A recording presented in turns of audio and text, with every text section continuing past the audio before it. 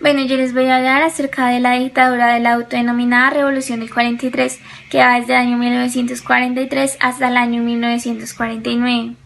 Bueno, la Revolución del 43 fue un golpe de estado militar que derrocó al gobierno del presidente Ramón Castillo acusado de fraude.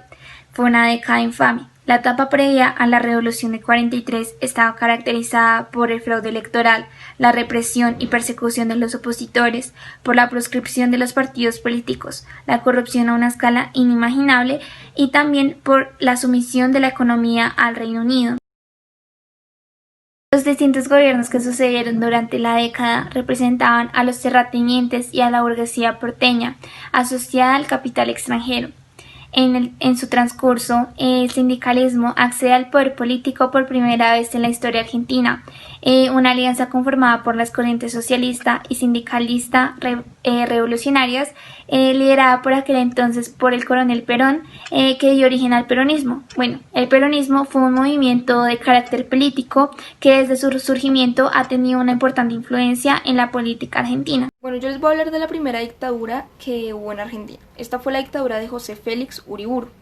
Todo comenzó en el 6 de septiembre de 1930.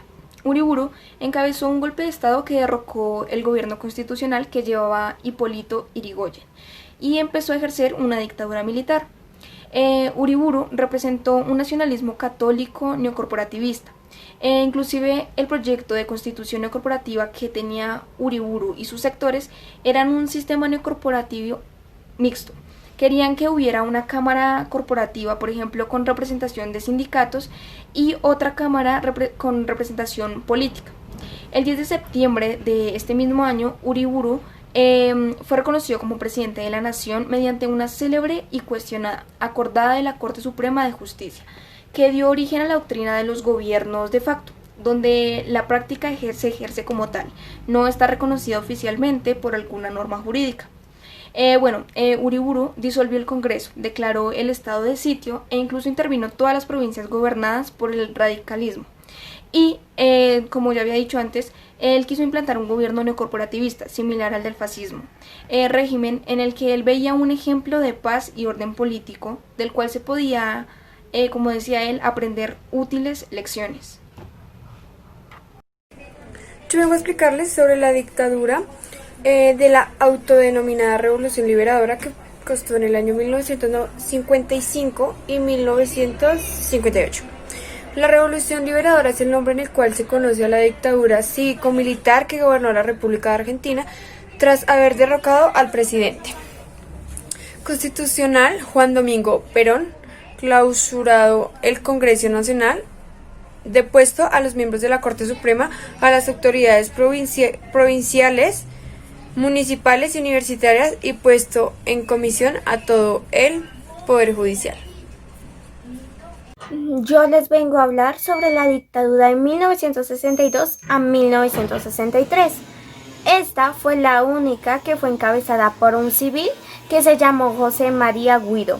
El golpe de estado militar, que fue el 29 de marzo de 1962, pues tuvo varios elementos que determinaron que no fue un militar, sino que fue un civil. José María Guido, quien accedió al gobierno luego de derrocar al actual presidente en ese momento, Arturo Frondizi.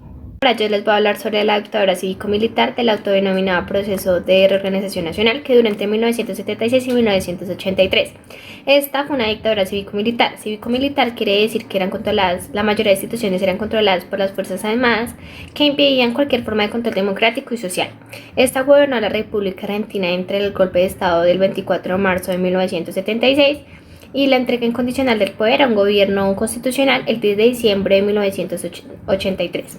Esta adoptó la forma de un Estado burocrático autoritario y se caracterizó por la continuación de un plan sistemático de terrorismo de Estado y desaparición de personas que inició durante el mandato constitucional de María Estela Martínez de Perón y a partir del llamado decreto de aniquilamiento del año 1975. La dictadura de 1966 a 1973 fue la dictadura de Juan Ogañas y sus sucesores, autodenominada Revolución Argentina. Bueno, la Revolución Argentina es el nombre que se colocó y se autodenominó esta dictadura cívico-militar que derrocó al presidente constitucional Arturo Illiada en un golpe de Estado el 28 de junio de 1966.